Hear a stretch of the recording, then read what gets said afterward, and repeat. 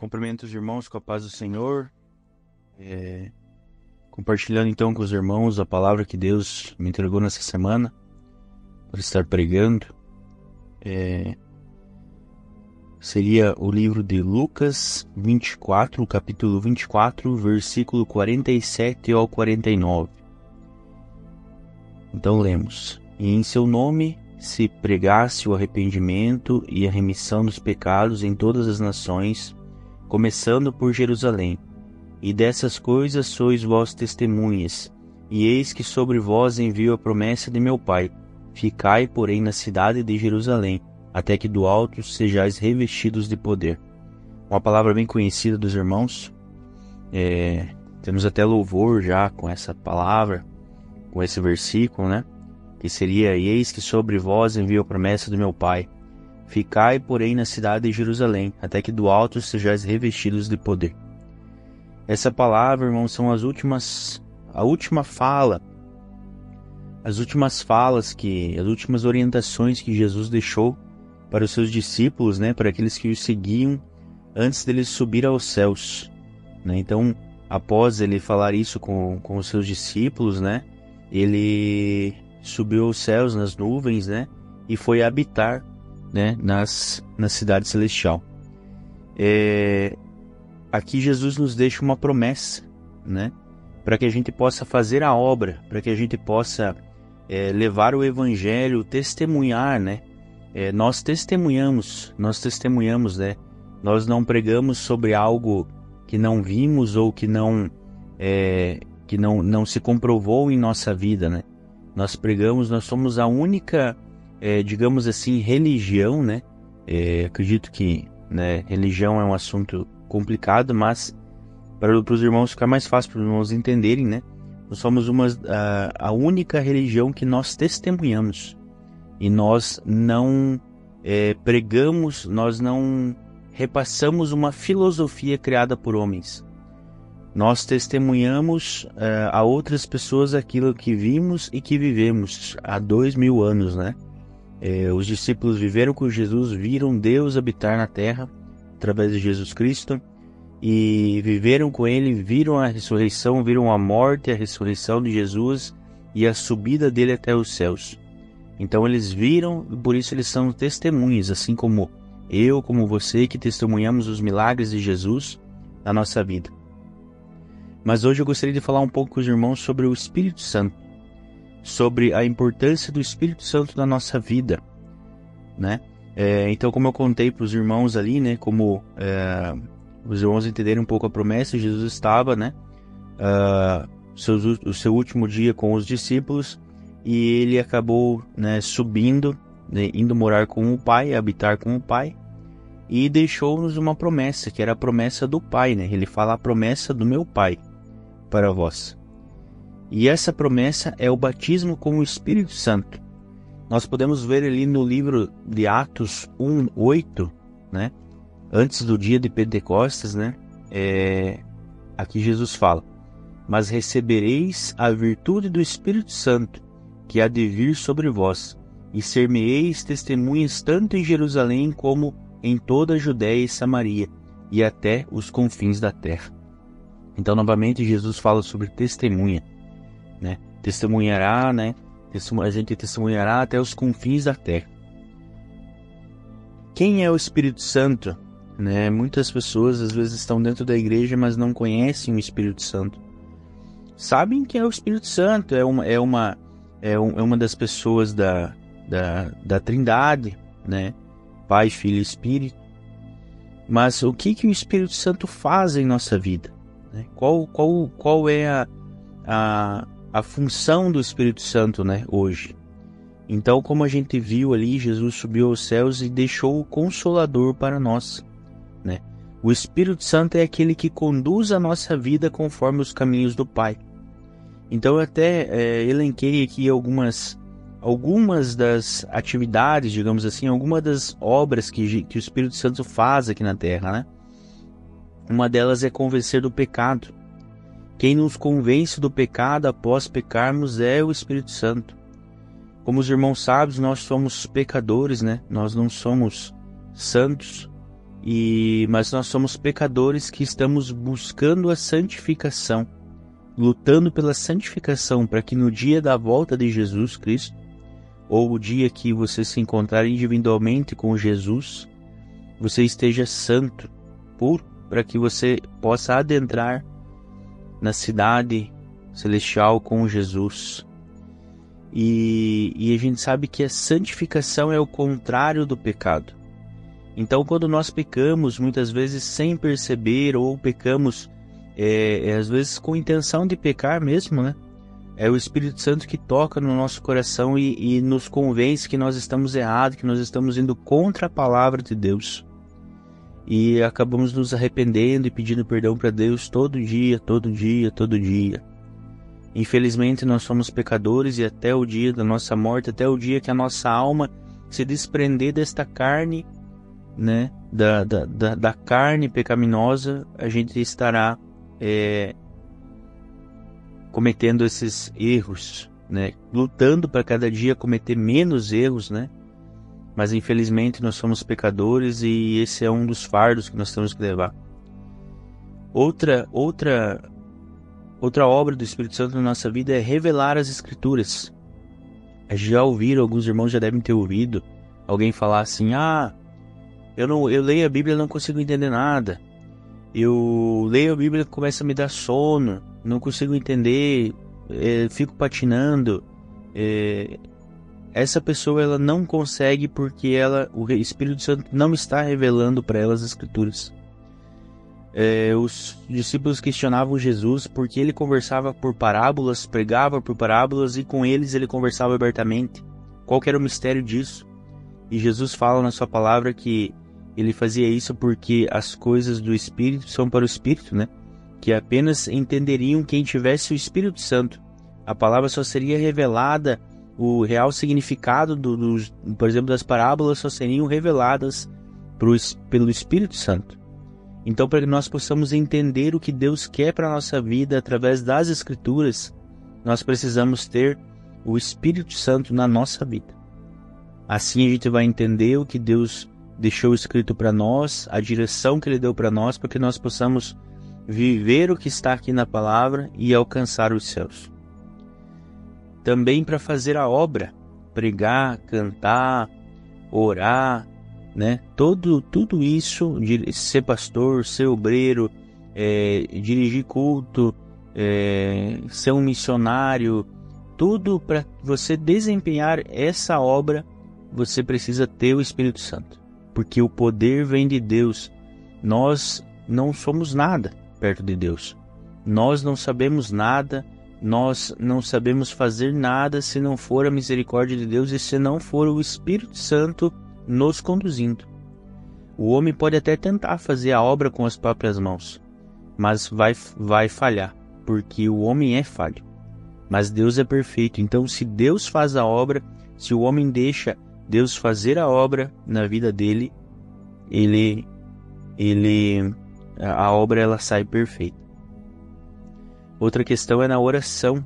A Bíblia fala que nós não sabemos orar, mas o Espírito Santo nos ajuda. Então também a questão, muitas vezes as pessoas falam: não consigo orar, não sei orar, eu oro umas, duas, três palavras e já não sei mais o que falar. É o Espírito Santo que vai te dar o que falar. O discernimento para o que você vai orar no momento é o Espírito Santo. Então, se você quer um dia orar 1 hora, 2 horas, 3 horas, peça para o Espírito Santo, que é Ele que vai te ensinar, Ele que vai te auxiliar para um dia se cumprir isso. E segurança da salvação. A segurança da salvação vem do Espírito Santo. Se nós vivemos a vontade do Pai através da direção do Espírito Santo, frutificando os frutos do Espírito, a nossa salvação é certeza. Então, como a gente está dentro da vontade do Pai, da direção do Pai, cumprindo o que Ele quer, sendo transformado, se transformando, por mais que a gente peque durante o dia, mas ouvindo a voz do Espírito Santo para se arrepender e se arrependendo de coração, a salvação é garantida. Se você for direcionado pelo Espírito Santo, a tua salvação está garantida. Mas esse versículo que nós lemos ali, o versículo 49, que é: eis que sobre vós envio a promessa do meu Pai, ficai porém na cidade de Jerusalém até que do alto sejais revestido de poder. Esse versículo ele remete à obra, né? Então chegou a hora dos discípulos saírem sozinhos por conta própria, claro que com o Espírito Santo, para fazer a obra que hoje ainda nós fazemos, né? Porém, Jesus não falou para eles assim: vão fazendo a obra, vão lá, vão pregando, vão cantando, vão louvando, vão lá fazendo a obra lá. Aí uma hora vai chegar o Espírito Santo para vocês. Não, essa não foi a ordem de Jesus. A ordem de Jesus foi: faça a obra a partir do momento que o Espírito Santo vier até vocês. Porque quem faz a obra, como eu já falei, não é nós. Nós não fazemos nada. Quem faz é o Espírito Santo. Quando você está pregando, você não está falando da tua cabeça, do teu próprio entendimento. Porque se a palavra é revelada para você através do Espírito Santo, o que você está falando veio do Espírito Santo. Então você está sendo usado pelo Espírito Santo. Agora, se você não é usado pelo Espírito Santo, se você não busca comunhão com Deus, não busca comunhão com Deus, com o Espírito Santo, você vai ler o versículo, não vai entender nada primeiramente, e se for falar alguma coisa, vai falar nada com nada. Não vai saber explicar o que está ali. E o ponto-chave dessa palavra é: hoje a gente vê uma igreja vazia, fria, infelizmente, né?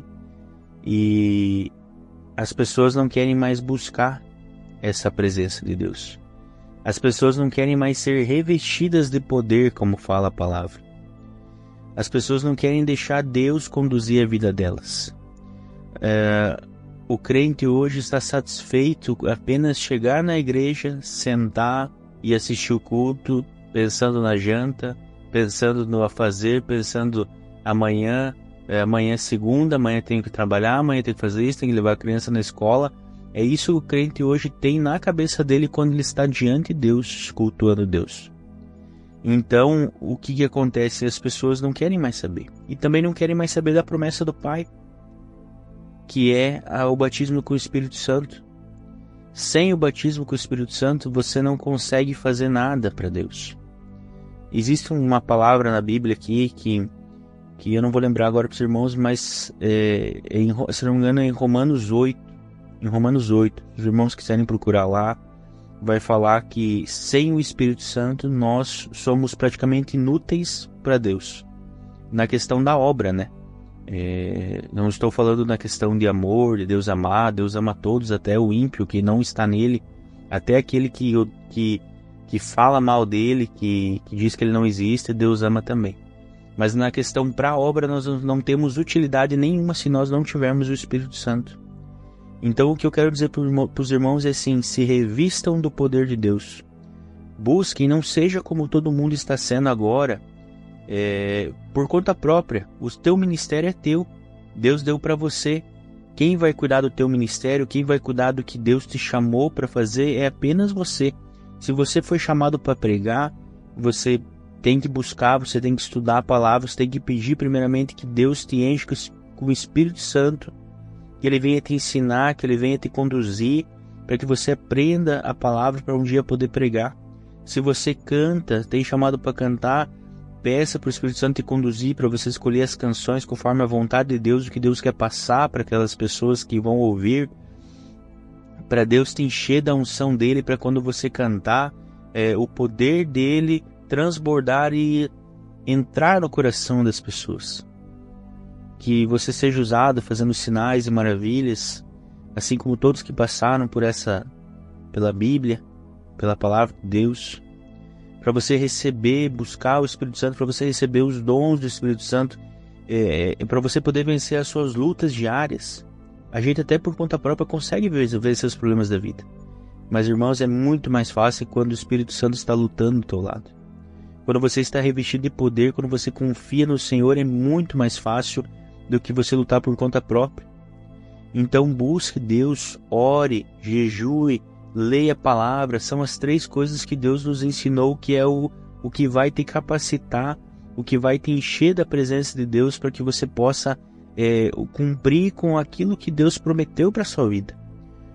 Se você quer um dia que a sua promessa se cumpra, o que Deus falou para você, comece a buscar por conta própria. Comece a buscar sozinho, comece a buscar a presença de Deus por conta própria. Não espere pelos outros. Não espere pelo seu pastor, não espere pelos obreiros da sua casa, não espere pelo seu irmão, porque a sua salvação é individual, o seu ministério é individual, ninguém vai te puxar para cima a não ser Deus. Então, que os irmãos tenham isso no coração, que tudo vem de Deus, que é Deus que faz a obra, então Deus que vai te levantar. Mas que para você seja levantado por Deus, você precisa orar, porque orando você vai adquirir comunhão com Deus, orando você vai adquirir comunhão com Deus. Você precisa jejuar, porque jejuar você vai estar matando a carne e fortalecendo o espírito. Nós somos chamados para viver pelo espírito e não conforme a carne, pelos frutos do espírito e não pelas obras da carne. Você tem que ler a palavra, porque a palavra é a nossa espada. Se você não conhece a palavra, você não consegue atingir os corações, você não vai saber o que falar, você não vai saber o que pregar, você não vai saber responder uma pergunta, às vezes uma pergunta que o inimigo usa a boca de uma pessoa para fazer, para te derrubar, para dizer que você não é de Deus. Que se você é de Deus, você conhece a palavra, se você não é, não conhece.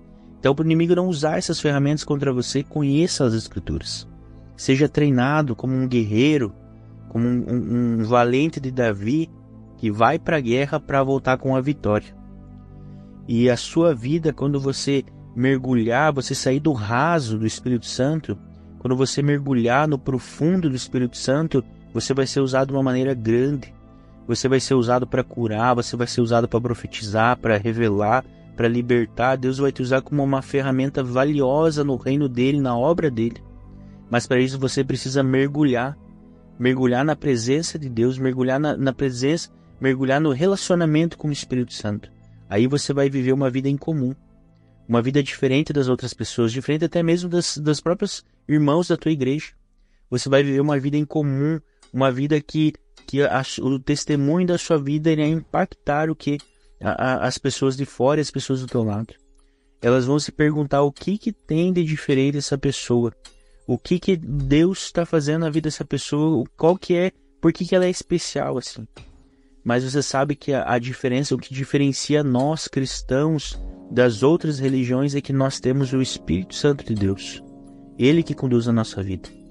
Então que os irmãos que estão ouvindo esse áudio, a partir de hoje, comecem a buscar.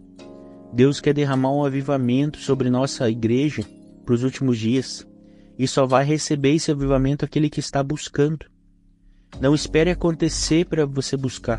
Comece a buscar desde já, que quando chegar o momento, você será um daqueles que vai pregar com poder, revestido de poder, com o poder do Espírito Santo, que vai glorificar o nome de Deus através do seu testemunho.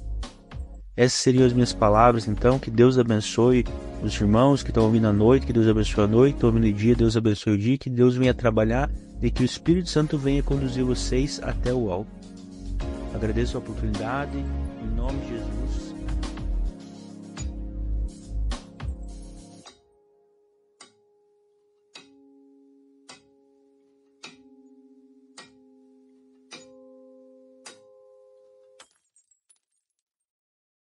Foi escrita por 40 autores, entre eles agricultores, pescadores e reis poderosos. Levou 1.600 anos para ficar pronta. Traduzida em mais de 1.500 idiomas e dialetos, foi proibida e foi causa de perseguição, mas permaneceu. Seu conteúdo acompanha a história de toda a história. Dos mais vendidos, é o primeiro. Traz paz para alguns e medo para outros. É a voz do Criador da vida.